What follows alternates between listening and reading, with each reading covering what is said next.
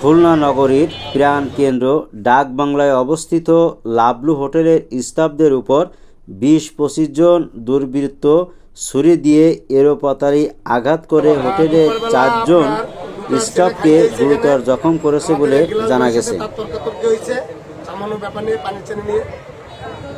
এক পর্যায়ে তারা খুব উচ্ছৃঙ্খলভাবে গালাগালি করতেছিল। তখন আমাদের ম্যানেজার পরিবেশ ঠান্ডা বানানোর জন্য উঠে গেছে দেশের থেকে, যে ভাই অবজেকশনকে আমাকে বলে।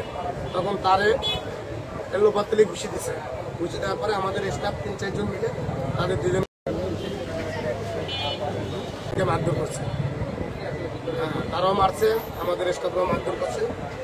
এক পর্যায়ে এইভাবে হইতে হইতে বিকেলবেলা রাত্রে তারা ১৫-২০ জন লোক আইসে অস্ত্র হাতে নিয়ে এলোপাতাড়ি কোপানো শুরু। ৮টা, ৭টা, ৬টা, ৭টার ভিতরে ভাইয়ের বয়স হবে আমরা ৪০-৪৫-এর ভিতরে। আর আজি সাহেব আমাদের, আর একজন ৩ জন হবে সেম বয়সী, প্রায় ২৫-২৭-এর ভিতরে। ২৫-২৭-এর ভিতরে নাম একটা আছে মধু, আর একটা আছে সুজন, আর আছে টুটুল। হ্যাঁ, আর আপনার আইবাব হচ্ছে আমাদের স্টাফ। আমিও স্টাফ।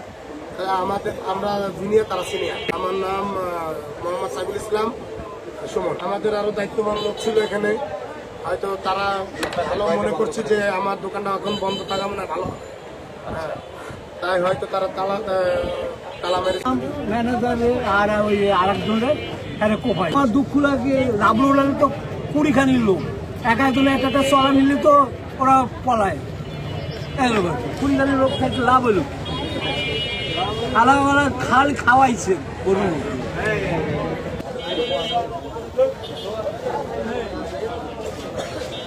আমরা আমাদের পাশে শোরুমে আমরা এখানে কাজ করে যখন দেখলাম হোটেল লক ইন অবস্থায়, ওখানে লক খোলা ছিল, সেই অবস্থায় কিছু লোক এসে দেখলাম কোপ দিল।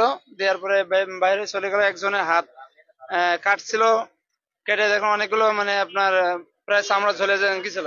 ওখান থেকে ওই পাশে একটা দোকান ছিল, ওখানে গেছিল। আরেকজনের মাথা পাশে এখানে কোপ পড়ছে, সে পাশের ওখানে চলে গেছিল। পরবর্তীতে লোকজন এসে এখানে বন্ধ করে দিয়েছে হোটেল। আসলে এগুলো তো আমরা এই গ্যাঞ্জামটা এখন না, দুপুর বেলা এগুলো হয়েছিল। দুপুর বেলা এরকম কথাকাটি হয়েছিল, আমরা পাশে ছিলাম।